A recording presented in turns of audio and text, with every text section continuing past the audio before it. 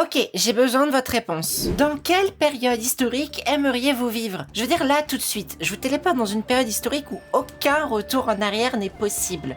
Vous vivrez et vous mourrez là-bas. Vous choisissez quoi? Vous choisissez quelle date? Les plus malins d'entre vous me diront 2010 pour investir dans le bitcoin et savoir les numéros du loto à l'avance. Mais pour les bons joueurs, vous penserez certainement aux années 50 ou à l'époque de la cour de Louis XIV pour le faste de sa cour ou encore à l'Empire romain et son rayonnement culturel sur la Méditerranée. Mais je suis certaine que pas grand monde choisira une date parmi les 1000 ans du Moyen-Âge européen, surtout si je vous dis qu'il n'y a pas de voyage retour. Trop dangereux, trop sombre. Vous n'aimeriez pas subir la famine, l'oppression d'un seigneur, les guerres incessantes et la peste, sans parler de l'hygiène et des exécutions façon boucherie chevaline. Et si je vous disais que le monde médiéval, globalement, était un monde en relative paix, avec beaucoup de couleurs, si peu d'oppression, où la vie était heureuse et l'hygiène, par exemple dentaire, était bien meilleure qu'aujourd'hui. Pour les moins passionnés d'histoire d'entre vous, ça a de quoi surprendre, car dès que vous avez été mis en contact avec le monde médiéval,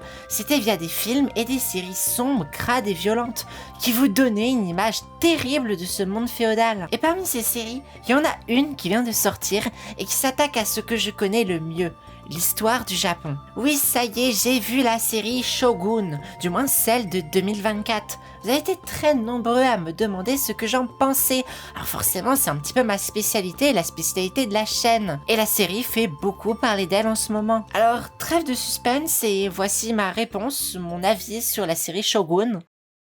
C'est nul.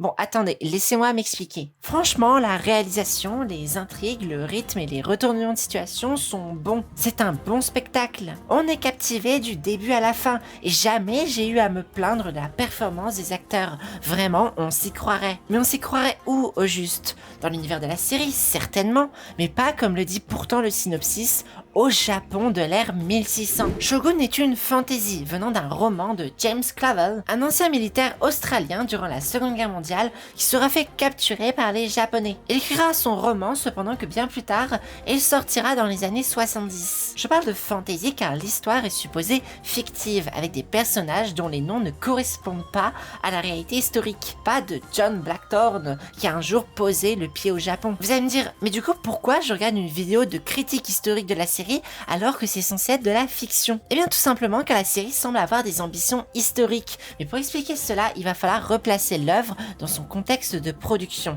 Étant donné que le monde de la production audiovisuelle est un sujet que je maîtrise mal, je laisse la parole à Luministe. Salut à tous, je suis La Voix sur la chaîne Luministe, et ici je voudrais vraiment qu'on comprenne par qui et avec quelles intentions la série a été faite. C'est produit par FX, une chaîne de télévision américaine qui s'est lancée dans la production de Shogun depuis au moins une décennie. En 2018, alors que le casting est prêt et que les épisodes sont écrits, le directeur de FX, John Landgraf, y déclare: Si l'on ne fait que fétichiser la culture japonaise à travers un point de vue occidental et masculin, la série ne peut pas tenir debout. Notre version donne à voir plusieurs points de vue japonais. Quelques mois plus tard, et seulement quelques semaines avant le rachat de la Fox par Disney, la production de la série est interrompue. Il est estimé que la série manque d'authenticité. Une partie du casting est conservée, mais FX part à la recherche de nouveaux auteurs. Il faut alors appel au couple Justin Marks et Rachel Kondo qui vont devenir les producteurs de la série. Nous avons rejoint l'aventure par curiosité. C'est un beau projet pour moi qui ai des origines japonaises. Dans la salle des auteurs, la plupart d'entre nous étaient des femmes américaines d'origine asiatique. Nous avons pu inclure notre sensibilité occidentale au projet. Dans une autre interview, le couple explique qu'ils ont commencé par étudier plusieurs concepts propres à l'histoire, en commençant par celui du seppuku qu'ils n'arrivaient pas à saisir. Ce seraient les producteurs et acteurs japonais qui les auraient aidés à mieux saisir l'enjeu autour du seppuku. Cet exemple, il révèle en quelque sorte les intentions de la série et la méthode de travail. En fait, la série elle a avant tout une ambition de vraisemblance japonaise, mais cette vraisemblance, elle ne semble pas se faire par une approche historique, c'est plutôt une approche philosophique. Alors pourquoi pas, mais l'acteur principal, Hiroyuki Sanada, qui est attaché au projet depuis le début et qui est également coproducteur, lui dans ses interviews en japonais, il met bien en avant la vraisemblance historique. Nous avons fait des recherches approfondies sur l'histoire pour nous assurer qu'elle était historiquement et culturellement pertinente. Et je suis souvent intervenu pour adapter le personnage. J'ai également examiné la traduction de l'anglais vers le japonais ou du japonais vers l'anglais. J'ai fait appel à plusieurs connaissances qui réalisent des drames historiques depuis près de 40 ans, ainsi qu'à des coiffeurs, costumiers et scénographes. Ça semble donc vraiment être une approche historique de surface. Et c'est là où ça peut poser problème, puisqu'utiliser une réalité historique et la déformer pour en faire une fiction vraisemblable, ça n'est pas sans conséquence. Cela forge un imaginaire qui est parfois plus pernicieux que celui créé par une fiction ouvertement incohérente historiquement parlant. Ici, les personnages sont tous fictifs, mais leur alter ego est toujours clairement identifiable. Toranaga, c'est Tokugawa Ieyasu. Nakamura, c'est Toyotomi. Ishido, Ishida. De même que l'anglais John Blackthorne, inspiré du premier anglais à avoir accosté le Japon accidentellement. William Adams. Géographiquement et temporellement aussi, le parallèle est évident. L'histoire se situe clairement au Japon en l'an 1600, juste avant la bataille de Sekigahara. On a donc affaire à une fiction certes, mais qui flirte beaucoup avec l'histoire.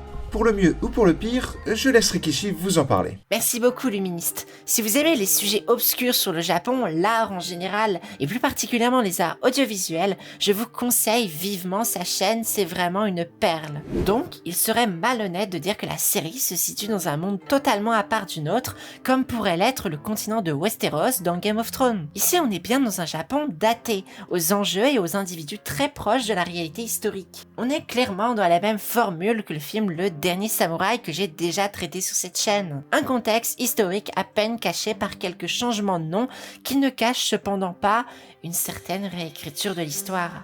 J'en arrive donc à la fameuse question.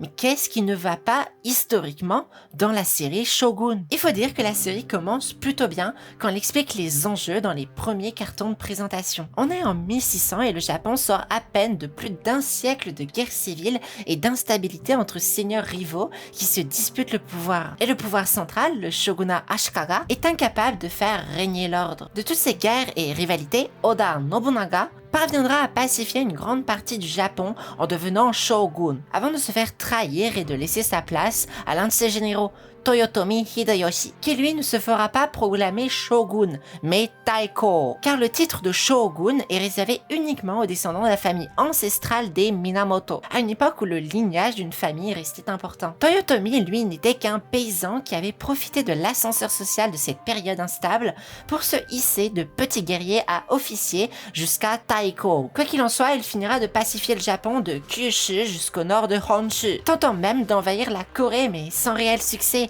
Il meurt de vieillesse et laisse derrière lui un héritier trop jeune pour gouverner, Hideyori, qui avait encore 5 ans. C'est pour ça qu'avant sa mort, il prend les plus puissants daimyo, à comprendre les meilleurs seigneurs de guerre du Japon, et les réunit dans un conseil qui s'appelle Gotairo, pour qu'ils administrent le pays, mais surtout qu'ils protègent et préparent au pouvoir le jeune héritier en attendant ses 16 ans. Dans ce contexte de départ, il faut le reconnaître, la série parvient vraiment bien à l'expliquer et à le mettre en avant tout au long de la série, particulièrement dans les premiers cartons, car tout l'enjeu de la série sera donc de voir les luttes de pouvoir et d'influence entre ces 5 daimyo du conseil qui vont rivaliser de ruses et de stratagèmes pour tirer leur épingle du jeu, d'où la comparaison avec Game of Thrones, car sur le point des luttes politiques, ça y ressemble grandement. Et à partir du moment où une image apparaît à l'écran, ça devient Pirates des Caraïbes, une attraction Disneyland Paris au niveau des costumes. Et ça va clairement pas s'arranger dès qu'on va arriver au Japon. Vous vous souvenez de ce dont je parlais dans l'intro? Le médiéval sombre, crade, etc.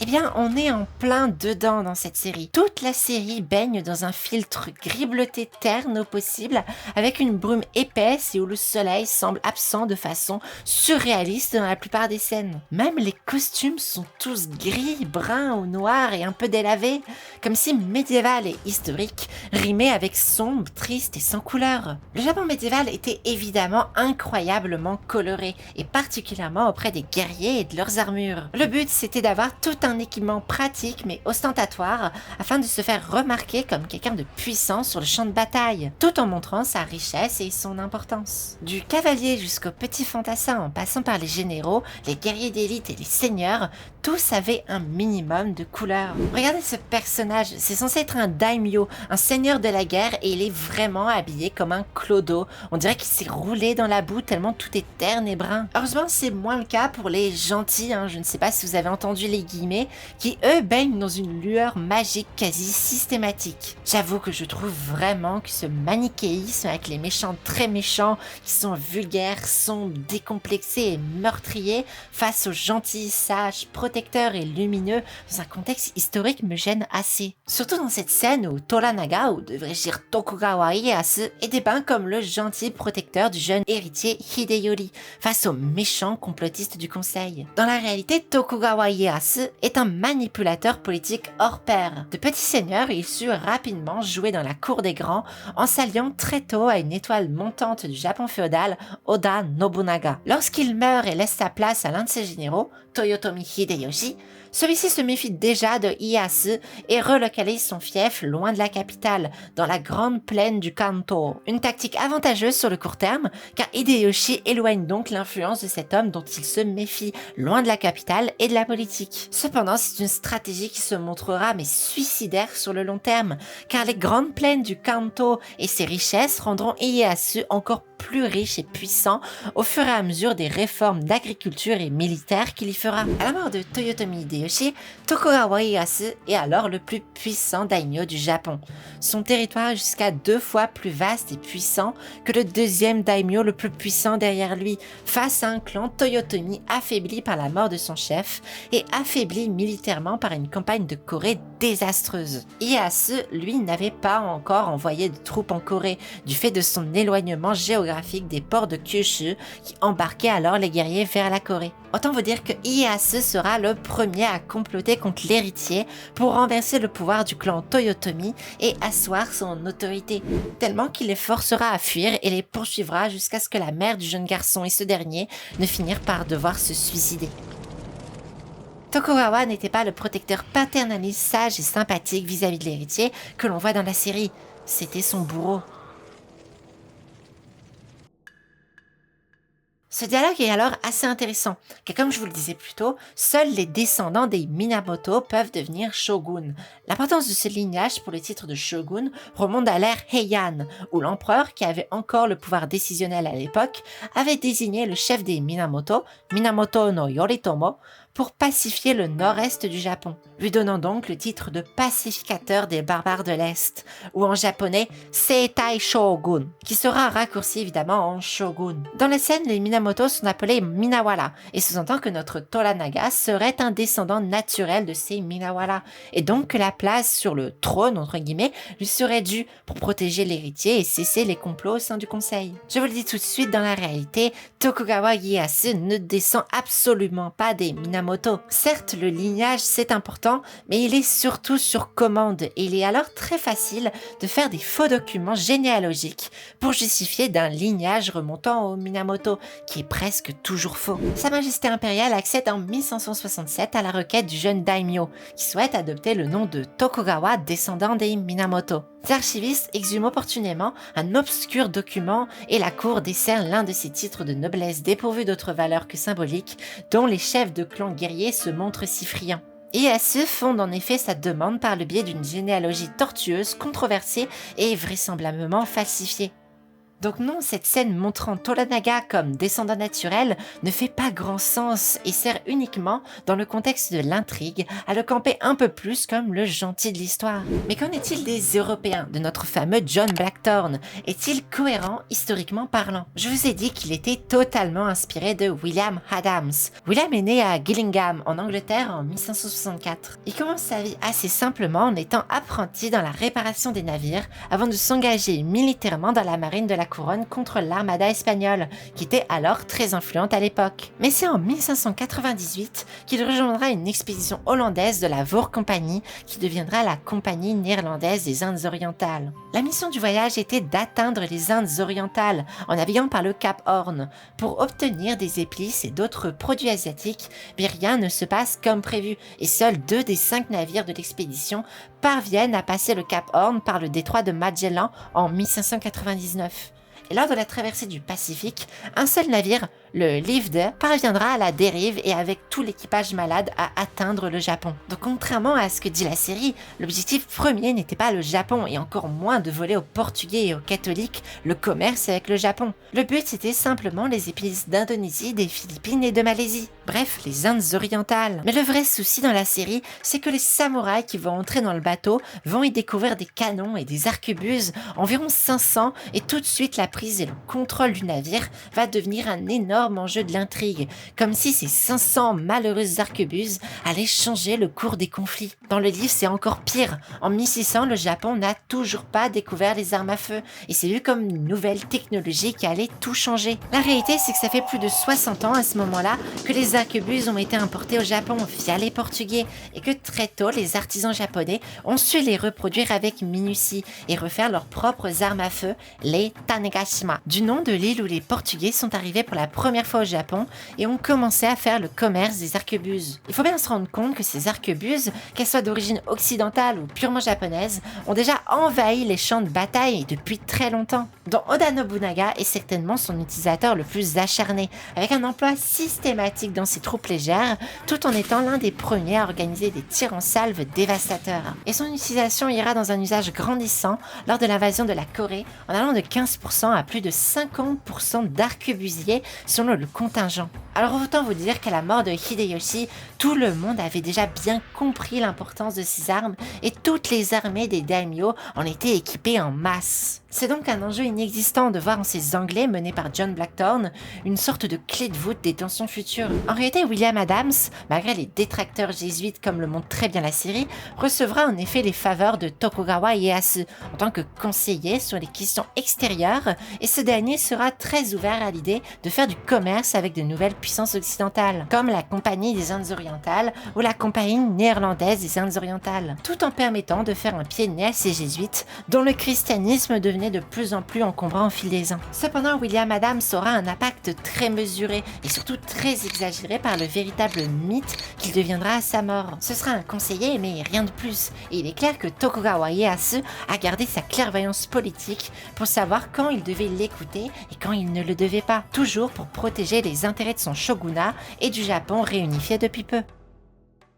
Au final, tous les enjeux de la série, que ce soit le supposé lignage des Toranaga qui lui devrait donc le pouvoir, le Toranaga protecteur de l'héritier et ami du défunt Taiko qui le défend des méchants daimyo manipulateurs et sournois du conseil, de John Blackthorne qui souhaite faire un pied de nez aux Portugais ou encore de cette histoire d'arquebuse, tous les enjeux sont déformés de la réalité pour servir la fiction et surtout un certain point de vue de l'histoire. Et aucun de ces enjeux ne tient véritablement debout. Et si on y ajoute des costumes médiévalocrades et une mise en scène parfois très anachronique, on arrive finalement sur une série qui plonge la tête la première dans tous les clichés classiques d'un Japon fantasmé. Et je vous entends déjà dire que c'est pas grave, que c'est un divertissement et pas un cours d'histoire, les gens savent faire la part des choses. Alors je vous répondrai que si tout le monde croit encore que les samouraïs pratiquent le bushido alors que c'était des guerriers les plus fourbes et malhonnêtes que l'on puisse imaginer, que les samouraïs ont perdu leurs privilèges au moment de la restauration Meiji et se sont rebellés contre une armée de conscrits modernes sans âme, alors que l'immense majorité de ces samouraïs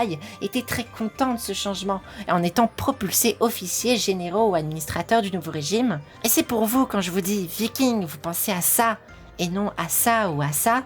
Cela veut bien dire que l'impact des œuvres du divertissement sur la pensée collective est écrasante et nous offre une vision très biaisée de l'histoire.